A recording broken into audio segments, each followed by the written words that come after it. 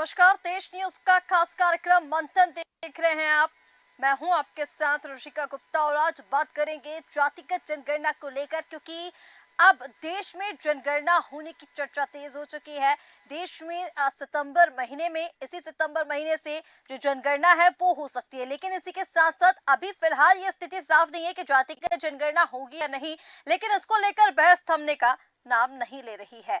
और अगर केंद्रीय स्तर की भी बात करें तो लगातार इसको लेकर चर्चाएं जो हैं वो तेज होती जा रही हैं। सितंबर महीने से जो जनगणना है वो होनी है और इसको लेकर अब जो तमाम चर्चाएं हैं वो तेज हो गई है केंद्रीय स्तर।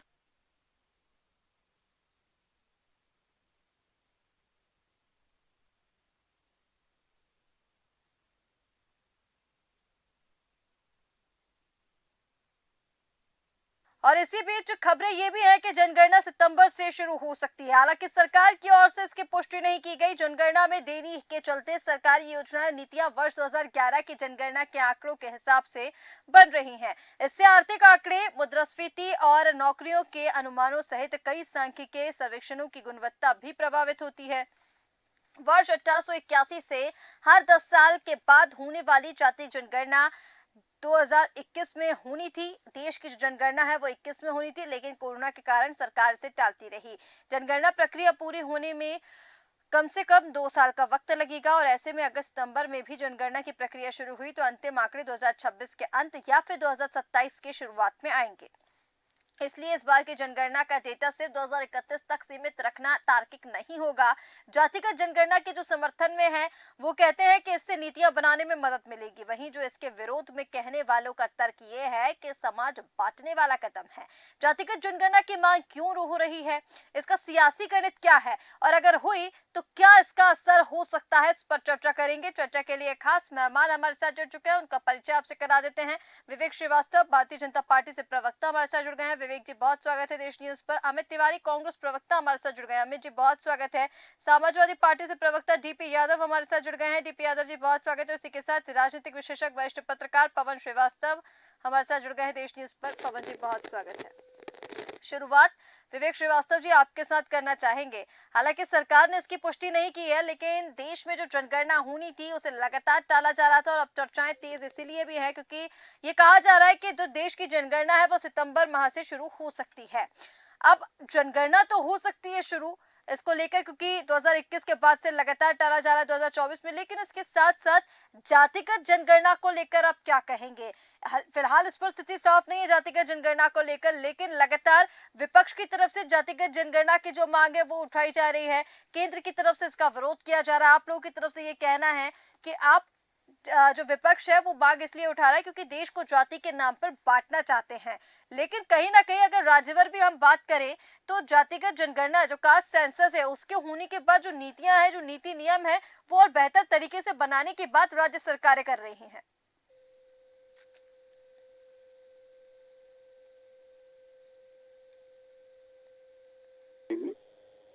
कोविड के कारण जनगणना उस समय कराना संभव नहीं था। फिर चुनाव के कारण टली।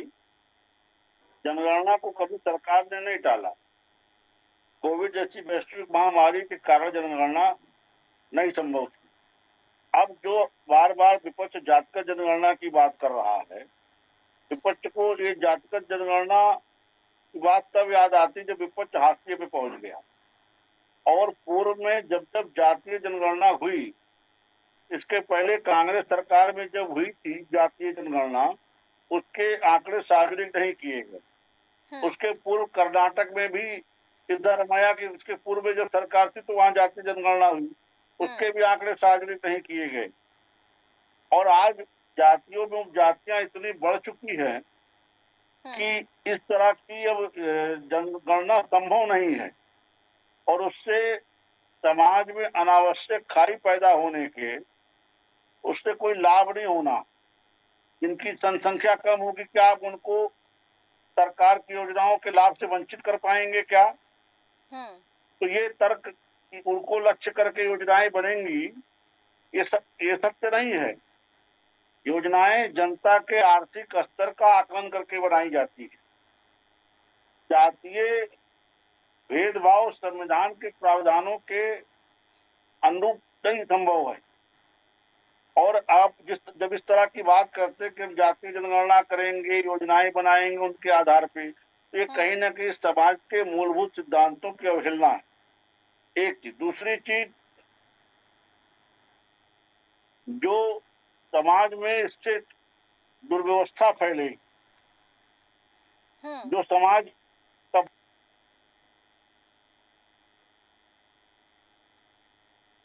ठीक है विवेक जी, जिस तरह से आपने बताया कि कहीं ना कहीं जनगणना जातिगत तो जनगण होगी। बात पूरी कीजिए, जी, पूरी कीजिए बात। जनगणना तो होगी, हम्म। लेकिन जातीय जनगणना जैसा कोई विचार अभी सरकार के स्तर पे नहीं। ठीक है, लेकिन जिस तरह से जातिगत जनगणना को लेकर आपने यहाँ पर स्थिति साफ की है, लेकिन कहीं ना कहीं इसको लेकर जब मांग उठाई जाती है बीजेपी की तरफ से विरोध भी किया जाता है। अमित तिवारी जी, मैं आपके पास आ रही हूँ सीधा यही प्रश्न लेकर के कि जातिगत जनगणना को इतने विपक्ष जो है वो पुरजोर तरीके से उठा रहा है। लोकसभा चुनाव में लगभग लगभग इसे आधार बनाया गया, मुद्दा बनाया गया, और राहुल गांधी जी ने तो ये कह भी दिया था कि अगर हमारी सरकार बनी तो सबसे पहला काम जातिगत जनगणना कराने का ही होगा। इसके पीछे का क्या स्ट्रैटेजी है? जातिगत जनगणना कराने से क्या फायदा आपको मिलेगा, या फिर समाज हित में इससे क्या होगा? जबकि जिस तरह से कहा जा रहा है कि अगर आर्थिक और सामाजिक तौर पर इसकी गणना की जाए तो हर तबके को लाभ मिलेगा, लेकिन जातिगत जनगणना की क्यों मांग उठाई जा रही है? देखिए रितिका जी, बहुत स्पष्ट है कि हम जब से जनगणना का समय शुरू हुआ तो हर 10 वर्ष के बाद जनगणना होती है, हम्म। और ये 2021 में इसका एग्जैक्ट टाइम था। सरकार इसे डिले करती रही। सरकार ने चुनाव नहीं टाल दिए कहीं पर, क्या जनगणना ही टाली जा सकती थी क्या? दूसरी बात, जहां तक जातिगत जनगणना का सवाल है, इसमें सामाजिक विद्वेष पैदा होगा। हमारी पार्टी की प्रमुख मांग रही है, ये लोग जैसा आरोप लगाते हैं, देश की जनता जानती है कि किस आधार पर। देखिए, हम तो कहते हैं ना कि शोषित, दबे कुचले, वंचित, गरीब, मजलूम, इन सब की जब हम पहचान करेंगे तभी तो इन्हें समाज में जो सामाजिक व्यवस्था की, आर्थिक व्यवस्था की मुख्य धारा में लाने के लिए हम इनके लिए योजनाएं ला पाएंगे। तो कांग्रेस पार्टी तो पहले दिन से यही चीज कह रही है कि जब हम इनकी गणना कर पाएंगे, जब हम जान पाएंगे कि कौन सा समाज हमारा आज भी इतना पिछड़ा है, इस समाज में कितने लोग हैं, उसी हिसाब से तो हम नीतियां बनाएंगे ना। लेकिन भारतीय जनता पार्टी का मूल मंत्र कुछ 5% या 2% लोगों के बीच उस कैपिटल को सुरक्षित करना है जो इनके अपने हैं। वही मोदी अडानी भाई भाई मिल बांट के खाई मलाई वाला हाल है। सिर्फ कारपोरेट बढ़ना चाहिए, समाज का दबा कुचला, शोषित, वंचित, इनसे कोई फर्क नहीं पड़ता। आप बताइए ना, कौन जब हम इलेक्शंस कराते हैं तो वोटर लिस्ट नहीं बनती है क्या? ये वही तो काम है ना। मुझे याद है जब 2011 के समय जनगणना हुई थी, नॉर्मल जनगणना हुई थी, तब वही फॉर्म तो भरे जाते, उसके बाद इतने चुनाव हुए। तो सरकार पूर्ण रूप से इस चीज को दबाना चाहती है। सरकार गरीब, नौजवान, युवा विरोधी सरकार है। ये सदैव इनके हक और हुलूल को खत्म करना चाहती है। ठीक है। जब इनकी गणना ही नहीं कराएंगे हम, तो कैसे हम इनके लिए परिपक्व नीतियां बना सकेंगे जो इनके सामाजिक उत्थान के लिए आवश्यक ठीक है, होंगी, जो जल्दी से इन्हें विवेक विकास जी की इस पर मुख्य आपका धारा में रिएक्शन दे लाने दीजिए, के उसके बाद लिए, मैं डीपी यादव जी मुख्य के धारा पास में लाने जाऊंगी। के लिए ठीक है अमित जी, सहायक होंगी। ठीक है विवेक जी, जल्दी से आपका रिएक्शन। 2011 में जब इनकी सरकार थी, रिस्काडित, इन्होंने जातिगत जनगणना कराई थी, लेकिन उसके आंकड़े कभी सार्वजनिक नहीं किए। उसके आंकड़े 14 जारी तक करने इनकी में सरकार जितना थी, समय लगता है, किसने 14 रोका में था हमारी आपको आगे सरकार चली सार्वजनिक गई। करने से? आप नहीं, आप सुनिए ना, 11 आप से लेके 2014 से 14 तक आप आपसे 2024 किसने तक रहे, रोका था आप उन आपको आंकड़ों आंकड़ों को को जारी कर सार्वजनिक देते करने ना। से? क्या समस्या पड़ी तो थी, आप क्या समस्या आप पड़ी थी कि आपने क्यों नहीं किए? 2014 से 2024 तक के आप समय में 11 में हुई आपने थी उन आंकड़ों जनगणना, को क्यों नहीं जारी 12, किया? 13, 14 में आई है सर सरकार, सुनिए ना, मई में आप बदली है। 2014 तब तक से क्या कर रहे थे 2024 आप? तक आपने ठीक तो है आंकड़े उन जारी अमित नहीं जी, हम किए तो ना। नहीं करा अमित देंगे जी, पक्ष में, अमित जी आप तो सुन लीजिए, पक्षधर है ना, आप ही तो की बातों आपने का क्यों जवाब नहीं दे आंकड़े रहे हैं। सार्वजनिक कर दिए? किसने रोका था आपको? ठीक है, ठीक है विवेक जी। डीपी यादव जी, मैं आपके पास आ रही हूँ। देखिए, कहीं ना कहीं जब जातिगत जनगणना की बात आप लोगों की ओर से की जाती है, विपक्ष की ओर से उठाई जाती है, तो एक ही पलटवार आपके ऊपर किया जाता है कि जाति के नाम पर देश को बांटने की कोशिश विपक्ष कर रहा है और इसीलिए जातिगत जनगणना की मांग की जा रही है। जी रिस्का जी नमस्कार, जय लोकतंत्र जय संविधान। देखिए रिस्का जी, आज आपने बहुत अच्छा मुद्दा उठाया। आपके चैनल को बहुत धन्यवाद। आपने दलित, पिछड़े और इस देश के शोषित वंचित समाज के मुद्दे को उठाया है। जातिगत जनगणना क्यों जरूरी है या जनगणना क्यों जरूरी है, इसके मूल में हमें जाने की जरूरत है। देखिए, जातिगत जनगणना केवल गिनती मात्र नहीं है कि हम गिनती कर लिए और उसको कहीं ना कहीं रख दिया और उसको केवल हम जान लिए कि इतनी संख्या लोगों की। इसकी कवायद क्यों होती है, इसके मूल में क्या छुपा हुआ है, इसको हमें जानने की जरूरत है। ये कहीं ना कहीं जो शोषित वंचित लोग हैं, जो दलित पिछड़े समाज के लोग, समाज के हाशिए से कटे हुए लोग हैं, जिनको अभी तक सामाजिक न्याय नहीं मिल पाया है ऋषिका जी, कहीं ना कहीं उनके कल्याण के जातिगत जनगणना की बात कर रहे हैं। तो भारतीय जनता पार्टी तो दलित वंचित समाज का कल्याण चाहती है, तो निश्चित रूप से भारतीय जनता पार्टी आज नहीं, आने वाले दिनों में कभी भी वर्षों वर्षों तक ये नहीं चाहेगी कि इस देश में जातिगत जनगणना हो। भारतीय जनता पार्टी नहीं चाहेगी कि इस देश के शोषित वंचित समाज के, पिछड़े समाज के, दलित समाज के लोगों को सामाजिक न्याय मिले।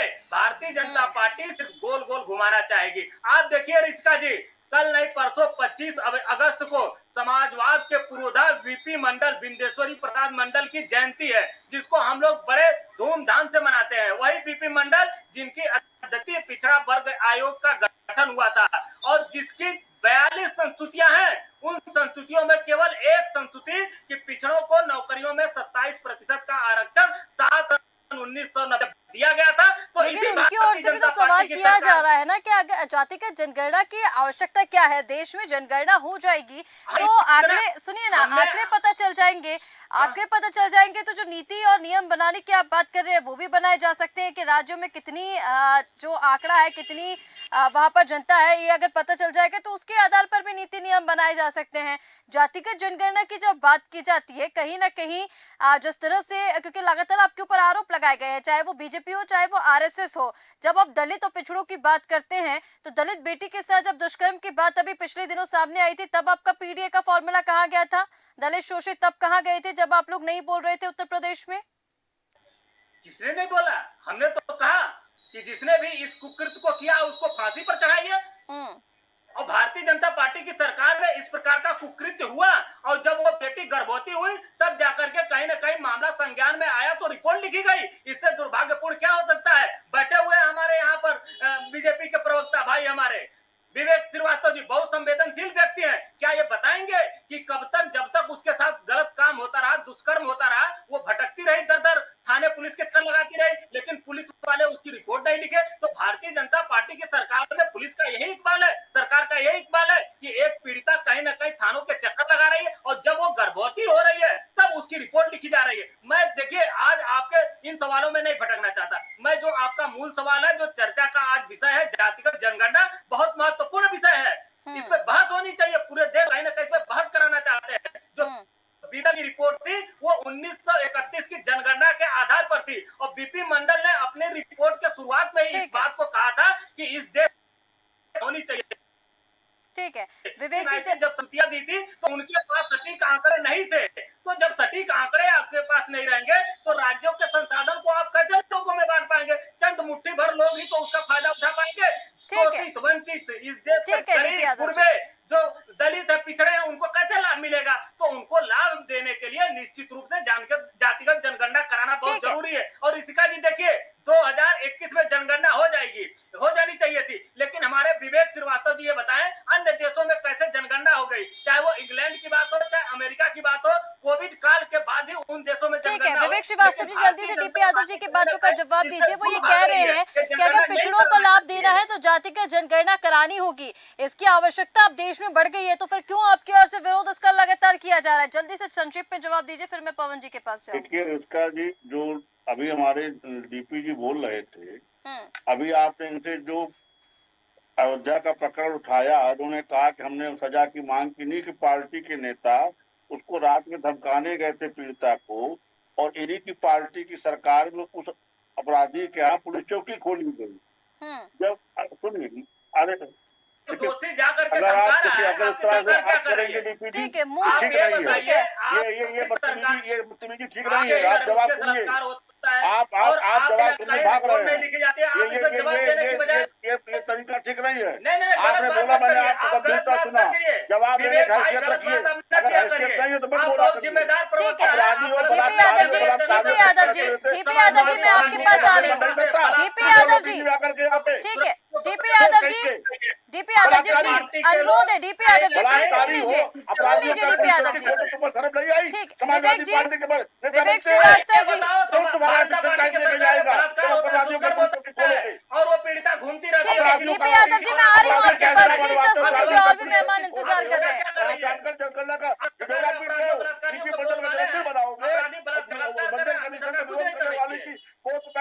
ठीक है डीपी यादव जी, मैं आ रही हूँ अब आपके पास। विवेक श्रीवास्तव जी, विवेक श्रीवास्तव जी, जो सवाल सुनिए, विवेक श्रीवास्तव जी, विवेक श्रीवास्तव जी, जो मूल सवाल आपसे पूछा गया था जातिगत जनगणना को लेकर, उस पर जवाब दीजिए प्लीज। जातिगत जनगणना को लेकर उन्होंने कहा कि अगर पिछड़ों को लाभ देना है, जो अन्य जातियां उनको लाभ देना है, तो कहीं ना कहीं देश में जातिगत जनगणना की आवश्यकता है। इस पर जवाब दीजिए। रिश्का जी, मैं बार बार कह रहा हूँ, ये उत्तर सुनना नहीं चाहते, विचलित हो जाते हैं। जब बोलिए। इनके नेता एक दलित बालिका के साथ बलात्कार होता है तो अपराधी को कवर फायर देते, तब पीडीएफ फार्मूला याद नहीं आता। ठीक है, जातिगत जनगणना पर जवाब दीजिए विवेक जी। मंडल कमीशन का विरोध करने वालों की गोद में खेलेंगे, ये दोनों चीजें एक साथ नहीं चल सकती। चलिए, जातिगत जनगणना पर क्या आपका स्टैंड है? जातिगत जनगणना पर जवाब दीजिए विवेक जी। जातिगत जनगणना, ठीक है। डीपी यादव जी प्लीज बीच में मत बोलिए। डीपी यादव जी, डीपी यादव जी, मैं पूछ रही हूँ, आप बीच में मत बोलिए प्लीज। विवेक श्रीवास्तव जी, आप जातिगत जनगणना पर जवाब दीजिए, आपकी पार्टी का क्या स्टैंड है और क्यों बार बार जब जातिगत जनगणना की बात सामने आती है तो आपकी तरफ से विरोध किया जाता है, जबकि अगर राज्यों की बात करें तो अगर राज्य में जातिगत जनगणना कराई जाएगी तो कहीं ना कहीं ये पता चलेगा कि एससी के कितने, एसटी के कितने, ओबीसी के कितने हैं, फिर जो योजनाएं बनाई जाती हैं वो और बेहतर तरीके से संचालित हो सकती हैं। देखिए पुरस्कार जी, जातिगत आधार पे आरक्षण की सीमा पहले से तय है।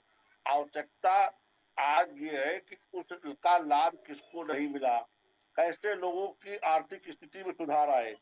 आज आर्थिक स्थिति सुधारने की आवश्यकता है। जातिगत की जो ये बात कर रहे हैं, केवल जातिगत विभाजन की रेखा खींचने का इनका केवल राजनीति है, वास्तव में किसी जात के संगे नहीं है। जब इनको मौका मिलता है तो केवल अपने परिवार का पेट पालते हैं, बाकी अपने प्रजातियों के भी सगे नहीं है। ये इन्हीं के शासन में राजू पाल की हत्या हुई, इन्हीं के शासन में दलितों के साथ बलात्कार हो रहा है, मायावती के साथ कांड करने वाले यही इन्हीं के दल के लोग हैं। ठीक है, लेकिन विवेक श्रीवास्तव जी, ठीक है विवेक श्रीवास्तव जी, जातिगत जनगणना पर मैं आपसे जवाब चाह रही थी, पर कहीं ना कहीं आप मुद्दे से भटक रहे हैं विवेक जी। मैं आपके पास वापस लौटती हूँ। ठीक है विवेक जी, मैं आपके पास आ रही हूँ वापस। पवन जी, तो क्यों नहीं ठीक है, किया? पवन श्रीवास्तव जी, आपके पास मैं आ रही हूँ। डीपी यादव जी प्लीज बीच में मत बोलिए सर, मैं आपके पास आऊंगी तब आप जवाब दीजिए ना। DP Yadav ji, DP Yadav ji please, मैं आ रही हूँ आपके पास। पवन श्रीवास्तव जी, देश में जनगणना को लेकर अब ये चर्चाएं तेज है कि सितंबर से जो जनगणना है वो शुरू हो सकती है। हालांकि जातिगत जनगणना को लेकर स्थिति साफ नहीं है, लेकिन इसको लेकर जो विरोध है, जो मांग है इसकी, वो थमने का नाम नहीं ले रही है। विपक्ष की तरफ से लगातार मांग की जा रही है, केंद्र की तरफ से विरोध इसका किया जा रहा है। हालांकि केंद्र के साथ, भारतीय जनता पार्टी के साथ जो समर्थन राज्य हैं, जो समर्थन सरकारें हैं, वो भी इसके समर्थन में है कि जातिगत जनगणना की जो जातिगत जनगणना है वो कराई जाए। चाहे हम बिहार में नीतीश कुमार को ले लें या फिर जिस तरह से इसकी मांग लगातार उठती जा रही है उसकी बात कर ले। फिर अगर जनगणना होती है तो कितना फोकस जातिगत जनगणना पर रहेगा और क्या कुछ इसके सियासी समीकरण आप देख पा रहे हैं? जी रिश्ता जी, अभी हम सुन रहे थे, हमारे जो वरिष्ठ वक्तागण हैं, इनसे एक निवेदन करेंगे कि बोलने देंगे, बीच में कटाक्ष नहीं करेंगे, चाहे डीपी यादव जी हो चाहे विवेक जी हो। जनगणना और जातीय जनगणना ये दोनों अलग विषय है। जनगणना देश के लिए आवश्यक है क्योंकि हमारे देश के जो नीति के निर्माता होते हैं वो प्रेजेंट टाइम में 2011 के आंकड़ों को लेकर के नियम कानून बनाते हैं, विकास की योजनाएं बनाते हैं। तो हमारे यहाँ जातगत तो किनारे कर दीजिए आप, लेकिन जनगणना अति आवश्यक है। अब वो कोविड के कारण पिछड़ा हुआ था, तमाम प्रकार की बातें थी, वो सब अलग हो गया। लेकिन इसके 2-3 बिंदुओं पे हमने देखा है। एक तो पहली बार जो है ये डिजिटल जनगणना हो रहा है। तो जब डिजिटल जनगणना हो रहा है तो एक बहुत ही अच्छी उपलब्धि है देश के लिए, अपने है बहुत अच्छी चीज है। तो कोई भी सरकार कर रही है, चाहे भाजपा कर रही है, आज उनकी भाजपा की तारीफ हम कर रहे हैं, अगर कांग्रेस कर रही होती तो उनकी तारीफ होती। योजना अच्छी ला रहे हैं। सेकेंड चीज ये है कि जहां हमारे जनगणना में पिछली बार 3700-3800 करोड़ रुपया लग रहा था, वहां पर ये घट करके 1200-1400 करोड़ रुपया लग रहा है। ये बहुत बड़ा अंतर है, 30% ही लग रहा है। लगभग 60% का बचत हो रहा है, देश की अर्थव्यवस्था का है। ये दो बिंदु हो गए। अब हम आते हैं तीसरे पे। देखिए, जनगणना तो आवश्यक है, देश के लिए आवश्यक है, लेकिन अभी हम डीपी यादव जी को, विवेक जी को सुन रहे थे। जातगत जो जनगणना है ये देश में उचित नहीं है। ये जितनी भी राजनीतिक पार्टियां हैं, ये अपनी रोटी सेकने के लिए ही व्यवस्था किया जा रहा है कि हम जात मत सबको बांट देंगे, फिर राजनीति करेंगे। अरे आप एक देश में एक धागा पिरोइए, एक देश में सभी के लिए नियम कानून बनाइए। मुझे जहां तक लग रहा है ये 30 साल का जंगल राज, अगर हम उत्तर प्रदेश की बात करें तो पिछले 15 साल की जो हम देख रहे हैं, 5 साल पिछला और 3 साल ये होने वाले हैं, इसके पहले जो जंगल राज था उसको दूर करने के लिए अगर आदित्यनाथ योगी जी ने या प्रधानमंत्री ने काम किया है, तमाम दलितों का कार्य हो रहा है। समझेगा, वो उस स्तर पे पहुंच रहे हैं जहां उनको उसके लिए सपना था उनके लिए। हम ही आप सब जान रहे हैं कि क्या योजनाएं चल रही थी, कितने लोगों को मिल रहा था। तो ये मेन मुद्दा होना चाहिए कि गरीब, वो कोई जरूरी नहीं है कि वो ओबीसी में आए या हरिजन में आए या सरवण में आए, गरीब कहीं भी हो सकते हैं। गरीब का जो है जनगणना करना चाहिए, गरीबों के लिए योजनाएं शुरू होनी चाहिए, इस पे ध्यान देना चाहिए। लेकिन जातगत के लिए तो हम कदापि जो है सहमत नहीं होंगे, और न ही हम चाहेंगे कि अपनी पर्सनल फायदे के लिए राजनीतिक दल जातगत जो है इसके जनगणना के माध्यम बने। ठीक है पवन जी, कहीं ना कहीं जिस तरह से आपकी ओर से कहा गया कि देखिए मतलब इसका वही निकला कि जाति के आधार पर अगर जनगणना कराने की मांग की जा रही है तो कहीं ना कहीं देश को बांटने का काम किया जा रहा है। लेकिन विवेक श्रीवास्तव जी, आप देखिए अगर केंद्र की आप बात करें, राज्यवार बात करें, तो मुख्यमंत्री नीतीश कुमार इसके समर्थन में है। वो ये कह रहे हैं कि जातिगत जनगणना करानी चाहिए। अब केंद्र इसके पक्ष में नहीं है, तो ऐसे राज्यों में जहां पर जातिगत जनगणना की मांग की जा रही है, अब बीजेपी इसका काट कैसे निकालेगी? क्योंकि कहीं ना कहीं देखिए विपक्ष की तरफ से मांग तो की जा रही है, और जो आपके साथ समर्थन में सरकारें अब तो वो भी इसके लिए मांग कर रही हैं और पुरजोर तरीके से मांग उठा रही है। फिर वहां आप कैसे स्थिति बैठाएंगे? देखिए, गठबंधन का एक अपना एजेंडा होता है जिसमें सब सारे दल सहमत होते हैं। हमारे उनके किन मुद्दों पर सहमति है, ये हमारा उनका विषय है। उनकी अपनी व्यक्तिगत राय क्या है, किस मुद्दे पे, उनका अपना मत है। जातिगत जनगणना की स्थिति नहीं है, कुछ नहीं, क्योंकि इससे विपक्षी दलों को जातिगत लकीरें खींचने का मौका मिलेगा और इससे जात में विद्वेष की भावना बढ़ेगी, सामाजिक ताना बाना टूटेगा। हम ऐसे किसी रकम को आगे नहीं बढ़ाना चाहते। जनगणना आवश्यक, ऐसे भी पवन जी ने कहा, ये सत्य बात है। जनगणना के अकॉर्डिंग नीतियां बनती हैं, वो आवश्यक तो होना चाहिए और वो उस पर हम काम करेंगे। कोविड काल के कारण नहीं हो पाया, अब समय आ रहा है, अब ये होगा। जो भी हमारे मित्र कह रहे थे चुनाव टाल देते हैं, उनकी बचकानी बुद्धि पे मैं क्या जवाब दूं? संवैधानिक कार्यक्रमों को जिस तरह से कहते हो, ये कितने अराजकता, ये कितने अराजकतावादी हैं, ये किस हद तक देश में अराजकता फैलाना चाहते हैं, इनके बयान समझा जा सकता है। नहीं, आप और राहुल गांधी की बुद्धि एक ही तरह की, मैं समझ गया कांग्रेस के प्रवक्ताओं का मानसिक स्तर क्या है। आप यानी जड़ बुद्धि नहीं, मंद बुद्धि हैं। आप मंद बुद्धि हैं। आप किसी तरह के जवाब के पेशा की जा सकती है। आप चाहते देश का सिस्टम ठप हो जाए, आप देश में अराजकता व्याप्त करना चाहते हैं, चीजें चल रही बुद्धि का कमाल है, आपको जवाब दे रही है। वो जड़ बुद्धि का कमाल है। वो दुनिया जानती है कि आप सारगर्भित परिचर्चा में भी बदतमीज प्रयोग कर सकते हैं। सुनिए ना अमित जी, देखिए सवाल ये भी उठ रहा है, जैसे पवन जी ने कहा कि कहीं ना कहीं जातिगत जनगणना की अगर बात की जा रही है तो फिर अपने अपने वोट बैंक के लिए राजनीतिक दल जो है वो यहाँ पर राजनीति करते भी नजर आ रहे हैं। क्योंकि जैसे कि उन्होंने कहा कि अगर आर्थिक और सामाजिक तौर पर देखें, और देश की जनगणना तो क्योंकि जरूरी है ही, लेकिन आर्थिक और सामाजिक तौर पर अगर जनगणना होगी तो ज्यादा बेहतर होगा बजाय जातिगत जनगणना कराने के। तो फिर जिस चीज में देश को बांटने का काम किया जा रहा है उसकी मांग क्यों उठाई जा रही है विपक्ष की ओर से? कि ये देश को बांटने का जो एक नैरेटिव सेट किया जा रहा है वो उस भारतीय जनता पार्टी की तरफ से किया जा रहा है जिसको झूठ बोलने में महारत हासिल है। जो सिर्फ माइकों से ये भाषण दिया करते थे कि केंद्र का डाला हुआ 1 रुपए आम लोगों के मध्य 10 पैसा ही पहुंचता है। अरे भाई, तब 10 पैसे में इतनी महंगाई और बेरोजगारी नहीं थी। आज आप उसे 100% पहुंचाने का राजीव दावा गांधी करते हैं तो कहते देश थे। में इतनी अराजकता ये ज्यादा। राजीव सुनिए ना गांधी बात को, कहते थे। सुनिए ना, कम कोटेशन सुनिए तो ना, ठीक से कोट करो भाई। सुनिए ना, मेरी बात को सुनिए। जब वो एक क्या साहब भी सुने कहते हैं, एक कोटेशन तो साहब ठीक भी से कोट कहते करो। हैं, कौन कहता था? वो जड़ बुद्धि ये का भी राजीव कमाल गांधी है, कहते थे, वो जड़ बुद्धि का भी मंदबुद्धि। कमाल है।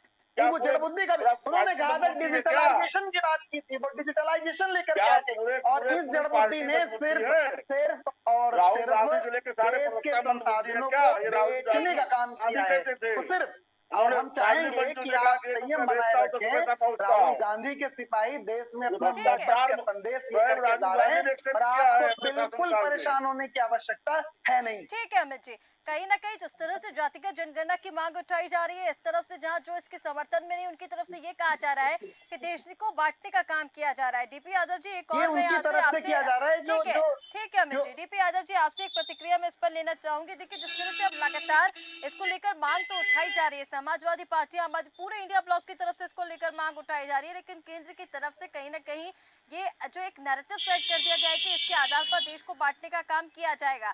अब पवन जी ने भी अभी यहाँ पर कहा कि जातिगत जनगणना की अगर मांग की जा रही तो कहीं ना कहीं वोट बैंक की राजनीति भी यहाँ पर हो रही है, क्योंकि अगर देश की जहाँ पर बात की जा रही है, समाज हित में सिर्फ जनगणना है, जनगणना अगर हो जाएगी तो उसके आधार पर फिर आगे के काम होंगे, लेकिन जातिगत जनगणना कहीं ना कहीं समाज हित में नहीं है। इससे एक अराजकता समाज में फैलने की शंका भी जताई जा रही है, तो फिर क्यों इसकी मांग की जा रही है?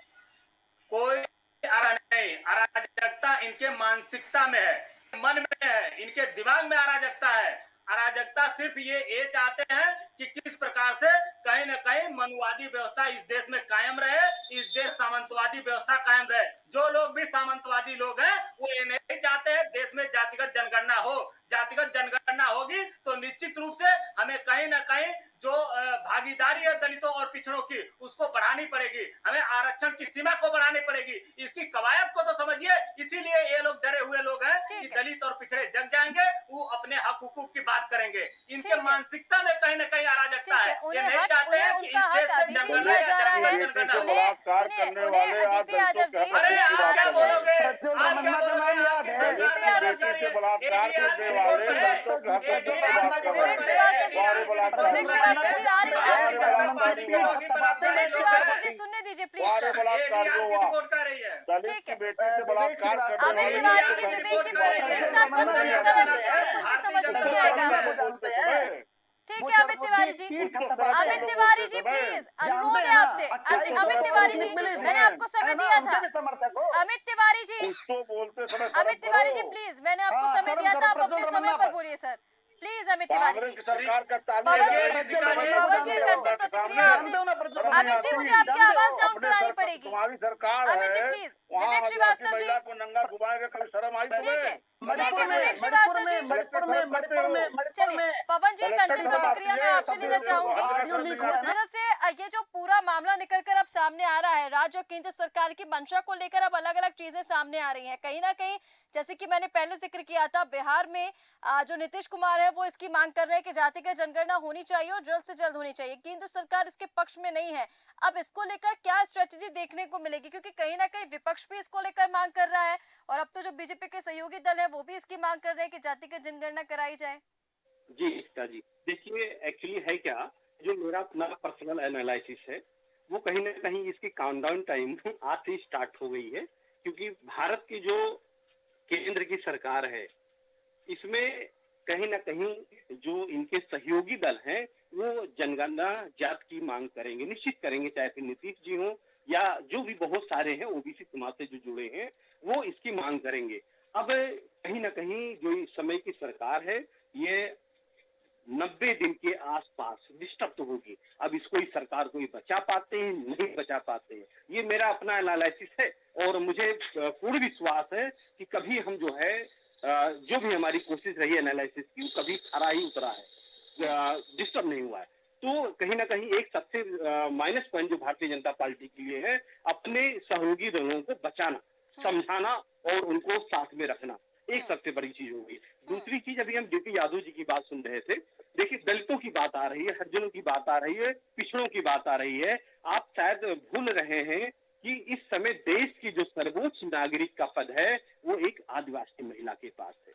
हमारे महामहिम वो एक आदिवासी परिवार से आते हैं। आप शायद भूल रहे हैं। आप नहीं केवल नहीं पद पर बैठा करके केवल उनको झूले का नहीं ढेर बनाने का काम नहीं कर रहे हो। आप केवल ये तो बहाने वाली बातें मत करिए। आप जातिगत जनाधार से आइए, डीपी यादव जी और अमित तिवारी जी प्लीज सुनने दीजिए, क्या कर रहे हैं आप? ऐसे किसी को कुछ समझ में नहीं आता है, जैसे आप लोग बीच में बोलने लग जाते हैं। डीपी यादव जी प्लीज बोलने दीजिए। जी, आप सभी प्रवक्ताओं से, सभी, चाहे भारतीय जनता पार्टी के, सपा के, कांग्रेस के, आप सभी से एक निवेदन है कि एक महामहिम जी के लिए ऐसे शब्दों का प्रयोग ना करिएगा। आप एक देश के प्रतिष्ठित न्यूज चैनल पे बैठे हुए हैं, डिबेट कर रहे हैं, आपको करोड़ों लोग देख रहे हैं, आपकी बातों से उनको संदेश मिलता है। आप अपनी आवाज उठाइए, आप सभी लोग अपनी आवाज उठाइए। लेकिन जो हमारा विश्लेषण है, जो हमारी पत्रकारिता का अनुभव है, पिछले 17 से 18 वर्षों का जो अनुभव है, जो हम देख पा रहे हैं, जो दलितों पिछड़ों का जो हक मिला है, इससे 2014 के बाद से आप अपने अंदाजिए। देखिए, अगर हम कांग्रेस की बात करें, कांग्रेस ने चाहे फिर आईआईएम हो, देखिए एजुकेशन में, स्वास्थ्य में जो जो काम कर दिया है, भारतीय जनता पार्टी भी उसके आसपास नहीं बैठती है। अब ये नहीं कि हम कांग्रेसी हो गए हैं, अगर जो सच्चाई है, अब आईआईएम की तर्ज का कोई भी कॉलेज भारतीय जनता ना बना पाई है, न बना पाएगी। आज भी हम चाहते हैं, हमारे सभी चाहते हैं, आप भी बैठे हैं, कि आपका बच्चा आईआईएम में जाए। वो इसलिए जाए कि राजीव गांधी जी की बहुत बड़ी सोच थी। देखिए, समझिएगा, राजीव गांधी जी ने जो कहा कि 1 रुपए में 10 पैसा पब्लिक के पास जाता है, उसको गर्व से कहिए आप, वो समय था।